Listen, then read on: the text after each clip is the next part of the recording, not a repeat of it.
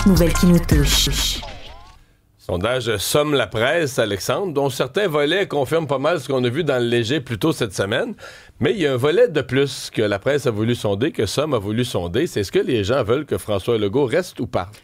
Et c'est pas un sondage que le premier ministre va aimer aujourd'hui parce que le message des Québécois est assez clair. Là. Malgré son discours d'ouverture de session, malgré son remaniement ministériel, malgré toutes les tentatives de repartir ça là, à neuf pour la dernière année. Et malgré que le même sondage, dans son premier volet hier, disait que les gens sont d'accord avec les priorités qu'il a énoncées. Là. Et c'est ça qui fait mal. Je vous résume ça. 16% des Québécois, selon ce sondage Somme la presse-là, pensent qu'ils devraient se représenter en 2026. 16% seulement. À l'opposé de tout ça, 31% des gens estiment qu'il devrait démissionner avant la fin de son mandat et 43% croient qu'il devrait terminer son mandat et se retirer de la vie politique. Quand tu additionnes les deux dernières données, donc on est à 74% des gens qui souhaitent son départ. 74% contre 16. Taux d'insatisfaction de sa performance personnelle à lui, là, 60% des Québécois sont insatisfaits. Maintenant, c'est bien beau souhaiter le départ du premier ministre Legault, mais qui le remplacerait? Là, il y a 4 ministres dont les noms ressortent. Sonia Lebel et Simon Jolin Barrette à 14% ex aequo et Geneviève Guilbeault et Christian Dubé à égalité à 10%. Mais la donnée la plus importante, c'est 36% des gens ne savent pas qui répondent à ça. Mais c'est beaucoup puis pas beaucoup, parce que dans le fond, t'as 2 autres ministres qui sont à 6.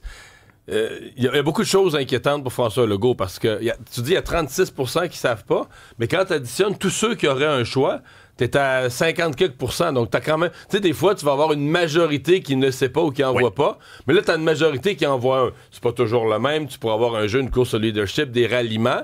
Mais ça veut dire que l'électeur voit... Tu sais, ce qu'on disait, l'électeur voit... Il n'y a pas un leader naturel dans le Conseil des ministres qui se détache de tous les autres. Ça, c'est vrai. Il y en a quand même plusieurs que les gens verraient chef. Donc, il n'y a plus personne qui voit François Legault chef. Les gens sont plus insatisfaits de lui. Parce que quand tu regardes le taux d'insatisfaction, il est plus haut envers François Legault qu'envers la CAQ. Oui, tout à fait. Fait que, tu sais, pour les députés et ministres de la CAQ, il y a de la réflexion là-dedans à dire, est-ce que François Legault peut remonter ça, lui, personnellement? Parce que présentement, c'est clairement lui qui tire le parti vers le bas. Et la population voit des successeurs. Oui. La population en imagine. Il n'y en a pas un qui se démarque tout seul, mais il y en a plusieurs que des gens voient. Donc, c'est de la grosse pression sur M. Legault. Toujours dans cette idée, là, je pense que tout le monde s'entend qu'il y a un point, une espèce de point de bascule à Noël. Et si ça n'a pas remonté d'ici là. Oui, mais mettons, t'es dans ces souliers-là. Ce matin, tu regardes ça. Est-ce que ça alimente ta réflexion? Non, ça change rien. Est-ce que ça... On regarde le cap. Okay. Il savait déjà. Je pense que... Mais il savait déjà. Pas nécessairement au chiffre près, au 1 près, là, mais... Parce que quand il a annoncé là, en fin septembre, je me représente, c'est sûr que je reviens, je fais un remaniement, j'ai les nouvelles priorités, il savait l'ampleur de la côte qu'il avait à remonter, puis il s'essaye. C'est juste que... En fait, la grande question, c'est ça. Est-ce qu'il y a un point de rupture où il lâche, ou est-ce qu'ils font tête baissée jusqu'à l'élection? Il y a quand même plusieurs sources très proches de lui, des gens qui le connaissent bien, qui disent lui, il n'a même pas là, cette étape-là à Noël, il l'a même pas. Et lui, il s'en va jusqu'à l'élection. Oui. Donc, pour l'avoir, la réflexion à Noël, il faudrait que des gens lui imposent. Au caucus, au cabinet, qu'à un moment donné, des gens... Mais c'est quelque chose, là. C'est dans un parti, mettons, dont le chef est un peu le fondateur, là, la CAQ, se lever, mettons, au caucus. Toi, t'es le premier, là. Tu te lèves, tu dis, moi, je voudrais amener un sujet au variant. C'est à l'ordre, un petit point au variant. À l'ordre du jour, point variant, là, plutôt que d'amener, moi, dans mon bureau de comté, j'ai eu un problème avec la peinture de la... Dis-moi, je pense qu'il faudrait changer de chef. Mais ça veut dire qu'à la lumière de ce sondage-là, c'est pas impossible que la CAQ revienne au pouvoir avec un autre chef? C'est-à-dire que, reviennent au pouvoir, là, ils partent de loin. Mais c'est certain que si tu regardes le fait que les gens veulent pas du tout de référendum, puis là, ce sondage-là confirme exactement les chiffres. 63% des gens n'en veulent pas. Puis léger, c'était 62, 63 aussi. C'est des chiffres quasiment identiques. Les gens, dans le fond, ce qu'ils veulent, là, tu sais, on a beau dire, je sais que c'est populaire parmi les souverainistes de dire la troisième voie de Legault ne marche pas, mais c'est ça que les gens veulent. Que le Québec s'affirme en restant dans le Canada. C'est ça que les que les analystes, que les péquistes, que les souverainistes n'aiment pas ou ça. C'est ça que le peuple veut. Fait que si la CAQ avait un autre chef qui est capable de porter ça fortement, fièrement, c'est pas impossible. C'est pas facile, mais c'est pas impossible. Mais la CAQ n'a pas nécessairement un Mark Carney dans sa manche. Là. On peut pas appliquer nécessairement ce scénario-là à la politique provinciale. Regarde, il y a quand même des 14 Simon-Jolin Barrette, 14 Sonia Lebel, 10 Christian Dubé. C'est vrai qu'il n'y en a pas un là, qui part à 45 Mais on est un peu loin des élections encore. Mais c'est ça. Mais il y en a quand même là, que les gens voient. Donc, écoute, ça c'est le genre de sondage. Là, aujourd'hui, mettons, mettre François Legault de côté. Ouais. Tous les autres députés et ministres, là, c'est la chose numéro 1 qu'ils ont dans la tête, mais qui n'ont pas le droit d'en jaser. Là. Je veux dire, c'est là qu'à l'intérieur des... Tu sais, les portes capitonnées qui coupent le son... C'est pour ça que c'est bien isolé, là. Les portes capitonnées qui coupent le son là, des corridors du Parlement, ça va être parfait. C'est comme, tu sais, un député qui disait, là, rentre dans mon bureau, puis tu fermes la porte capitonnée bien comme il faut pour que le son passe pas, puis là, t'en parles. Il y a un collectif qui offre son soutien au président du Collège des médecins. C'est un collectif d'anciens doyens de la Faculté de médecine du Québec qui offre effectivement cet appui à Dr Mauril Gaudreault et aussi au conseil d'administration du Collège des médecins. Ce qu'ils croient, ces ex-doyens, c'est que Dr Gaudreault a bel et bien rempli son mandat de protection du public en faisant sa fameuse sortie là, de mise en garde contre les syndicats de médecins et leurs moyens de pression. Le collectif pense que la suspension de l'enseignement compromet la qualité de la médecine du Québec dans le futur. On dit aussi que l'enseignement médical n'est pas qu'une contribution volontaire, mais que c'est un devoir professionnel. Alors, refaisons un peu le fil des événements. Vendredi dernier, Dr Gaudreault, dans une assemblée virtuelle qui a quand même brassé, là, a été réprimandé par ses pairs parce qu'il s'était opposé à la suspension de l'enseignement comme moyen de pression dans le cadre des négociations. Parlant des négos, je mentionne aussi une information confirmée hier même par le premier ministre François Legault, c'est-à-dire le dépôt d'une 4e offre aux médecins. Mais moi, c'est des gens, des ex-doyens, des gens qui parlent avec une certaine sagesse. Hier, je recevais à LCN le docteur Oliva, là, des médecins spécialistes, puis qui me disait hier ou avant-hier, il me parlait de la colère des médecins spécialistes. Et moi, je pense que dans le dossier des négos, c'est une chose. Là, les médecins défendent leur affaire, sont pognés avec le gouvernement. Mais dans le dossier du Collège des médecins, là, d'amener cette colère-là sur le dos du Collège des médecins, c'est un exemple de la maxime du proverbe « la colère est mauvaise conseillère ». Où ta colère envers l'ensemble d'une situation, tu déverses à un endroit où là, tu viens choquer le public, perdre des appuis. Moi, je pense que c'est un bel exemple de la colère mauvaise conseillère. Le ministre du Travail, Jean Boulet, qui a commenté là, cette possibilité qu'essentiellement la STM soit en grève là, pour tout le mois de novembre. Et Jean Boulet a imploré la Société de transport de Montréal et le syndicat aussi des employés d'entretien d'accélérer le pas, là, d'accélérer les négociations pour éviter cette grève dont on vous parlait hier, là, pratiquement pour tout le mois de novembre. Ce que Jean Boulet dit, c'est que le conflit doit se régler dans les plus brefs délais.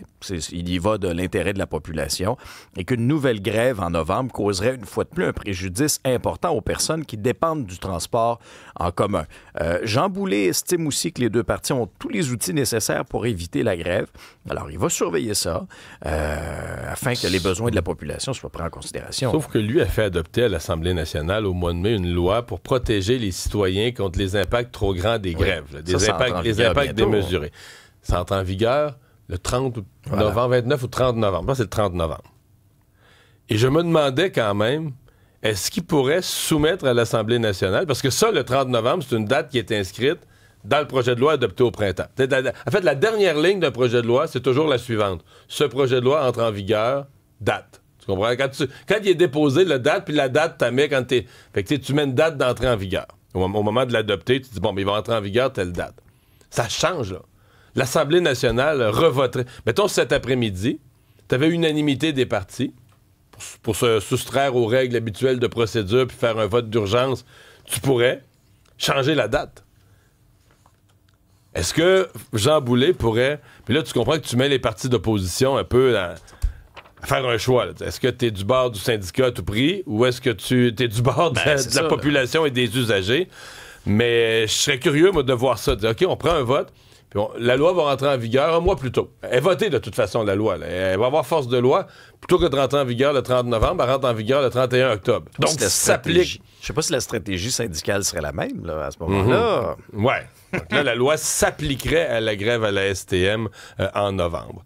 Il y a des élus municipaux qui ont été blâmés par la commission municipale et qui se représentent. Le journal en a fait une liste. Ils sont une soixantaine là, qui ont reçu un blâme ou encore une sanction depuis les dernières élections. Oui, qui sollicitent un autre mandat. En fait, le bureau d'enquête nous révèle ce matin que 17 d'entre eux ont même déjà été réélus faute d'opposants, donc élus par acclamation. Il y a toutes sortes de choses parmi les fautes. Là, on parle de propos irrespectueux, abus de fonds publics, conflits d'intérêts. Et parmi le groupe de 60 élus fautifs, il y en a qui ont même été suspendus de leur fonction par la Commission municipale du Québec. Il y en a un qui a même été suspendu 6 mois. D'autres qui ont reçu des amendes de plusieurs milliers de dollars. Ça n'a pas de bon sens. Ben, c'est la même chose que ce qu'on a eu quand des gens associés au groupe de motards. Je pense que le journal fait sa job en publiant ça. Parce que le public en soit informé, c'est une condition. Puis normalement, c'est les petits journaux de région qui devraient faire ça, mais il y en a de moins en moins. Mais que le public en soit informé, c'est la base de la démocratie, que tu saches pour qui tu votes. Maintenant, la démocratie, le peuple est souverain. Si tu veux élire un clown associé au crime organisé, qui met dans son programme qui va détourner l'argent, non mais tu comprends, puis que tu votes pour, ben t'as voté pour. Ben, on comprend les cyniques quand même. Ben, il n'y a pas de cynisme, c'est la démocratie. Le peuple, écoute, tu sais, je veux dire, les gens ont élu Trump aux États-Unis, puis pour ceux qui sont contre Trump, tu dis, ben voyons, les dossiers de cour étaient contre lui, il a été condamné. Regarde ce qu'il a dit ses femmes, il a été condamné pour agression sexuelle, il a été condamné, là. Le peuple a voté pour lui. Fin de l'histoire. Le peuple vote ce qu'il veut voter. Puis dans ce cas-ci, ben, tu as effectivement des gens qui ont été suspendus, exemple, pour mauvais usage de fonds publics. Mais je voyais à Témiscouata sur le lac, dans le Bas-Saint-Laurent, là, ce qu'on reproche, elle a traité, c'est une conseillère, elle a traité le maire de clown. Bon, c'est pas un beau langage, c'est pas gentil. Mais c'est pas la fin du monde. C'est pas gentil. Mais là, est-ce que tu perds ton droit de te présenter? Là, si le peuple pense que tu es une bonne conseillère... Ça, c'est mineur. Là. C'est ça. Ben oui, mais c'est dans la liste. Là. Ouais. Elle a traité le maire de clown. À la limite, c'est un peu drôle. C'est un clown! C'est tellement drôle. J'adore ça. Ça veut pas dire que c'est vrai, là, mais peut-être que c'est vrai, il est drôle. Oui, peut-être que les gens vont réélire les deux, vont réélire la personne traitée de clown et celle qui l'a traité. Son bourreau. Si on aime son cirque, là. Bon, c'est moins drôle à l'Agence de revenus du Canada. Parlant de cirque et parlant de clown! Hey! Le fameux rapport de la vérificatrice générale, Karen Hogan. C'est terrible, terrible. Épouvantable. Je suis convaincu qu'on a tous une histoire à raconter sur le mauvais service reçu par l'Agence du revenu du Canada. OK? Convaincu là, qu'en ce moment, là, vous avez quelque chose en tête. Parce que c'est ce que la vérificatrice étudiait. Oui. C'est le service vraiment à la population. Oui. Alors, c'est sincèrement catastrophique quand on regarde. OK? Juste... Mettons, t'appelles à l'Agence du revenu du Canada. OK? Tu vas attendre en moyenne 31 minutes avant de parler à un agent, alors que la norme de service est 15 minutes. Mais je te dis 31 minutes, t'es chanceux. Ça, c'est quand la ligne coupe pas. Hein? Après ça, si tu poses une question, bon, pour ton rapport d'impôt personnel, dans 83% du temps, tu vas avoir une mauvaise réponse. Mauvaise ou incomplète. Mais tu n'auras pas toute la bonne information. 83% du temps, Mario. C'est incroyable. Dans plusieurs organisations, ces gens-là se feraient sacrer dehors à grands coups de pied dans le derrière. Et ici, on leur donne des permanences. Oui, parce que pour les autres, là où ils ont la meilleure performance, c'est des questions sur les prestations. Là, ils sont à 50-50. Ben, 50-50 à l'école, je pense. Mais ça, c'est le mieux. Ça, c'est le mieux. Là. Dans les cas les plus avantageux, par exemple, des questions sur les programmes de prestations ou l'impôt des compagnies, leur performance est meilleure. 50-50 voulant dire que une fois sur deux, ils donnent une bonne réponse. Puis une fois sur deux, ils donnent une réponse inexacte ou incomplète. Ça n'a pas de bon sens, ça. Ça, tu passes pas un diplôme avec ça, là. Non, mais c'est parce que les gens font leur rapport d'impôt. C'est l'Agence du revenu. Donc, ça a un impact sur les finances personnelles des gens. Parce que si tu... Parce que t'es pas protégé, là. Hein? Si toi, tu remplis ta déclaration avec le conseil du fonctionnaire et que, par exemple, tu réclames un crédit d'impôt que t'as pas le droit, Mais là, eux autres, il n'y a pas de pardon. Là, ils vont s'en rendre compte, ils vont te ramasser intérêts, pénalités. Et même si c'est eux qui font l'erreur, tu peux être sûr que là, ils vont... oublie ça, là. Le temps que le dossier se règle, ça peut prendre des mois, voire un an. Alors, la médiocrité du service est traduite par une explosion de 145 % du nombre de plaintes à l'ARC depuis 2021-2022. Et là, ça rebondit à la Chambre des communes, bien sûr. Et là, le ministre responsable de l'Agence du revenu, François-Philippe Champagne, a rappelé qu'il avait donné 100 jours pour redresser la situation. Oui, sauf que ça se détériore tout le temps. Parce que les chiffres que tu viens de nous donner, je revoyais un rapport d'il y a 5-6 ans, 6-7 ans. Puis tous ces problèmes-là existaient, mais c'était moins pire. Mais c'était grave quand même, mais c'était moins pire. Donc, présentement, on est dans une phase de détérioration, malgré l'augmentation du nombre d'employés. Alors, est-ce qu'on va vraiment redresser ça en 100 jours? J'ai bien hâte de voir. Ça donne le goût d'aller vivre dans le bois. Oui. Mais même dans le bois, il faut que tu fasses ta déclaration tes impôts. Nouvelle concernant Révolution. Oui. Jean-Marc Généreux ne sera pas de retour pour la 7e saison et ça m'attriste grandement. Moi aussi, on l'aime tellement. Oui, mais parce que, oh là là, Chihuahua, c'est lui, là, je veux dire, dans Révolution. Puis, tu sais, déjà, il met de la vie, mais en même temps, il est franc, là, quand c'est pas bon. Puis... Oui, il est coloré. Puis, tu sais, déjà, quand on avait perdu les Twins, j'étais un peu en deuil, quoique Mel Charlot fait un excellent travail. Mais Jean-Marc Généreux est pris pour la prochaine saison pour des projets ailleurs, outre-Atlantique. Alors, il ne sera pas là. C'est Vincent Noiseux qui va prendre sa chaise. Lui a travaillé avec plein de monde, là. Il est originaire de Saint-Jean-sur-Richelieu. 20 ans de carrière internationale. Il a collaboré avec Justin Timberlake, Katy Perry, Alicia Keys, Jonas Brothers, Shania Twain, entre autres. Il a travaillé pour le Super Bowl, les Oscars, les Grammy. Je pourrais vous nommer ça un petit bout. Là, il y a une longue feuille de route. Il a fait des numéros aussi pour Marie-Mé, Ricky Martin, Véronique Dicker. Donc, il est connu aussi des Québécois, peut-être moins du grand public, mais il a une grande feuille. Il est connu dans le monde de la danse. Exactement. Mais là, il y a un travail à faire pour se faire connaître du public. Mais je me dis, quand Mel Charlot est arrivé ici au Québec, les Québécois la connaissaient peut-être pas tant que ça, même si elle était connue dans le milieu. Elle a bien fait sa place. Oui, puis maintenant, elle est invitée partout, puis tout le monde la trouve inspirante, puis elle a une superbe voix. Je me dis, ce sera la même chose pour Jean-Marc, c'est quand même un gros morceau. C'est un grand charisme, on l'aime tellement. Il est attachant, avec son histoire de famille aussi. Il est très émotif. C'est beau de voir un homme émotif comme ça, près de ses émotions, sur un grand plateau comme Révolution. Puis ses commentaires, effectivement, est intéressant. Puis en même temps, il y a ce petit côté givré-là. Moi, oh là là, Chihuahua, j'espère qu'ils vont nous le mettre. Juste, tu sais, épée sur le piton pour l'entendre un petit peu pour un commentaire. Comme l'habillage sonore. Sur une clé. À suivre. Charles-Antoine, à 48 heures de la série mondiale, là, tout le monde cherche des nouvelles. Tout le monde cherche des nouvelles sur les Blue Jays. Est-ce que Bichette va jouer? Puis tout le monde cherche des billets aussi, je comprends, là. Ben, j'avais le goût de jaser gros sous parce que au baseball, il n'y a pas de cap salarial. Vous le savez probablement. On peut dépenser comme on veut, mais il faut rembourser la ligue avec une taxe de luxe. Ce sont 2 des 5 équipes les plus dépensières qui sont en finale des séries mondiales. Les Dodgers, c'est la plus grosse masse salariale, 355 millions de dollars, et paye à peu près 150 millions de dollars en pénalité. OK. Une équipe de la Ligue nationale de hockey a une masse salariale de 100 millions. Ouais, un peu moins de 100 millions. Pour à peu près le même nombre de joueurs. Avec les lanceurs de relève. Exactement. Tout ça, Donc, 355. Les Dodgers, c'est une équipe d'étoiles. Les 5 lanceurs sont des lanceurs dominants. Tu regardes l'alignement de 1 à 9. Ça sera pas simple pour les Jays qui dépensent quand même le 5e plus haut total. Si les Dodgers sont à 355, les Jays, c'est à peu près 250. C'est 100 millions de moins. Mais je vais poursuivre dans cette histoire de gros sous. Je sais que le relevé de REER d'Alex est tout près de son cœur. Oui. Mais quand même, il y a certains partisans sportifs qui vont vouloir faire la route, puisque vendredi et samedi, c'est à Toronto. J'ai fouillé un peu ce matin. Une paire de billets, là, dans la section 529. J'ai peur. Tu saignes du nez, là, à peu près, dans cette section-là. T'es loin, pas à peu près. T'es dans le pit, là. T'es peut-être même pas dans le même code régional là, que le stade. 1500 du billet. Donc, 3000 la paire. Du billet. Donc, 3000 la paire. Pour être dans le pit. Ouais. Tu sais, puis dans le fond, là, j'ai pas calculé le prix des jumelles. Imagine, c'était 2 paires de jumelles, des Bushnell, des bonnes. Non. Et la meilleure paire qu'on m'a proposée, et faut comprendre que ce sont des billets de revente, parce que hier, ça a pris 1 minute. Tous les billets étaient vendus pour les 2 premiers matchs. Mais la meilleure paire qu'on me proposait le long du 3e but, donc t'es pas assis... meilleure place. Mais t'es pas assis dans l'enclos non plus avec les joueurs, mais quand même, c'est 9200 du billet. Voyons, 18 400 la paire pour être le long du 3e but. Quasiment le prix de mon char. Ouais, c'est ça. Là, faut-tu y aller en auto, faut-tu y aller.